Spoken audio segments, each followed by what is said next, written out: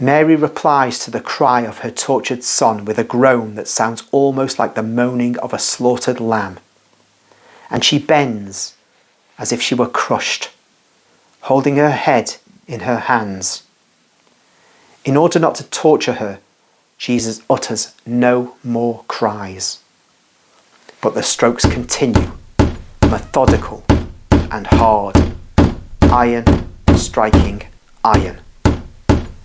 And we must consider that a living limb receives them. The right hand is now nailed. They pass on to the left one. The hole in the wood does not correspond to the carpus.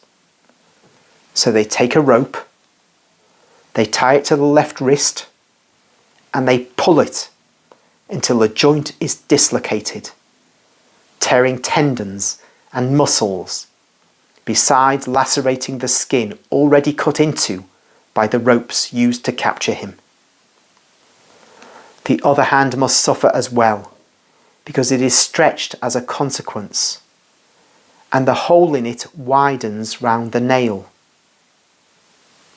Now, the beginning of the metacarpus, near the wrist, hardly arrives at the hole. They resign themselves, and they nail the hand where they can. That is between the thumb and the other fingers, just in the middle of the metacarpus. The nail penetrates more easily here, but with greater pain, because it cuts important nerves, so that the fingers remain motionless, whilst those of the right hand have contractions and tremors that denote their vitality. But Jesus no longer utters cries. He only moans in a deep, hoarse voice, with his lips firmly closed, while tears of pain fall on the ground after falling on the wood. It is now the turn of his feet. At 2 meters and more from the foot of the cross, there is a small wedge, hardly sufficient for 1 foot. Both feet are placed on it to see whether it is in the right spot. And as it is a little low, and the feet hardly reach it, they pull the poor martyr by his malleoli. So the coarse wood of the cross rubs on the wounds, moves the crown that tears his hair once again, and is on the point of falling. One of the executioners presses it down on his head again with a slap. Those who were sitting on Jesus' chest now get up to move to his knees, because Jesus, with an involuntary movement, withdraws his legs upon seeing the very long nail, which is twice as long and thick as those used for the hands, shine in the sunshine. They weigh on his flayed knees and press on his poor bruised shins, while the other 2 are performing the much more difficult operation of nailing 1 foot on top of the other, trying to combine the 2 joints of the tarsi. Although they try to keep the feet still, holding them by the malleoli and toes on the wedge, the foot underneath is shifted by the vibrations of the nail, and they have almost to unnail it, because the nail, which has pierced the tender parts and is already blunt, having pierced the right foot, is to be moved a little closer to the centre. And they hammer and hammer and hammer. Only the dreadful noise of the hammer striking the head of the nail is heard, because all Calvary is nothing but eyes and ears to perceive acts and noises and rejoice.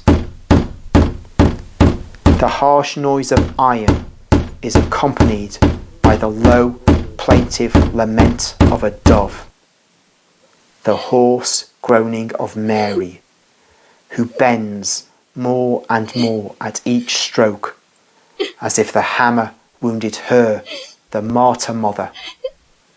And one understands that she's about to be crushed by such torture. Crucifixion is dreadful, equal to flagellation with regard to pain.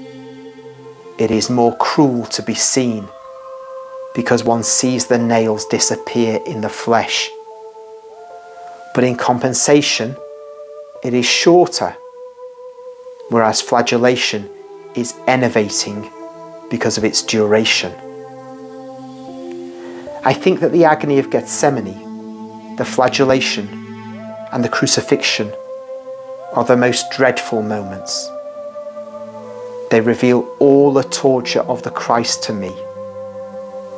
His death relieves me because I say, it is all over. But they are not the end. They are the beginning of new sufferings. The cross is now dragged near the hole, and it jerks on the uneven ground, shaking the poor crucified. The cross is raised, and twice it slips out of the hands of those raising it. The first time, it falls with a crash. The second time, it falls on its right arm, causing terrible pain to Jesus, because the jerk he receives shakes his wounded limbs. But when they let the cross drop into its hole, and before being made fast with stones and earth, it sways in all directions continuously, shifting the poor body hanging from 3 nails. The suffering must be atrocious. All the weight of the body moves forward and downwards, and the holes become wider, particularly the one on the left hand. And also the whole of the feet widens out, while the blood drips more copiously. And if that of the feet trickles along the toes onto the ground and along the wood of the cross, that of the hands runs along the forearms, as the wrists are higher up than the armpits because of the position, and it trickles down the sides from the armpits towards the waist. When the cross sways before being fastened, the crown moves because the head falls back, knocking against the wood, and drives the thick knot of thorns at the end of the prickly crown into the nape of the neck. Then it lies again on the forehead, scratching it mercilessly. At long last, the cross is made fast, and there is only the torture of being suspended. They raise the robbers, who once they're placed in a vertical position, shout as if they were being flayed alive because of the torture of the ropes that cut into their wrists and cause their hands to turn dark with the veins swollen like ropes. Stop there for a moment. It seems then that the nailing only happens to Jesus, not to the robbers. Their hands and feet are held by ropes, so their hands at least anyway, are held by ropes at the wrist. Resuming. Jesus is silent. The crowd instead is no longer silent. The people resume bawling in a hellish way. Now the top of Golgotha has its trophy and its guard of honour. At the top, there is the cross of Jesus. At the sides, the other 2 crosses. Half a century of soldiers in fighting trim is placed all round the summit. Inside this circle of armed soldiers, there are the 10 dismounted soldiers who throw dice for the garments of the condemned men. Longinus is standing upright between the cross of Jesus and the one on the right. And he seems to be mounting guard of honour for the martyr king.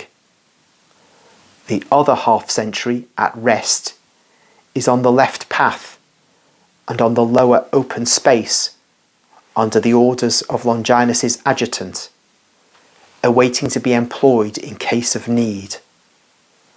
The indifference of the soldiers is almost total. Only an odd one, now and again, looks at the crucified men. Longinus, instead, watches everything with curiosity and interest.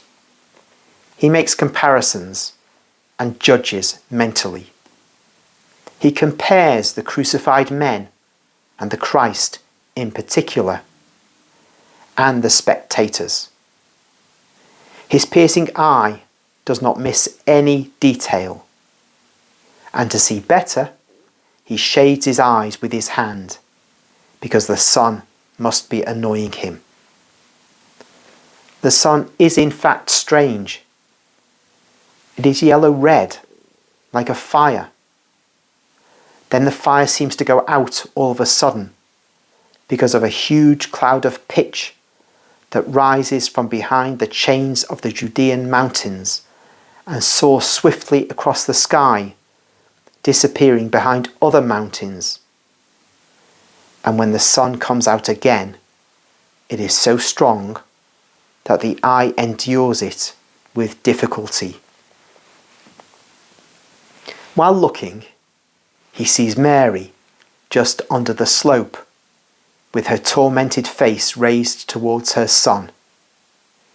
He calls one of the soldiers who are playing dice and says to him, if his mother wants to come up with the son who is escorting her, let her come, escort her, and help her. And Mary, with John, who is believed to be her son, climbs the steps cut in the tufaceous rock, I think, and passes beyond the cordon of soldiers and goes to the foot of the cross, but a little aside, to be seen and see her Jesus.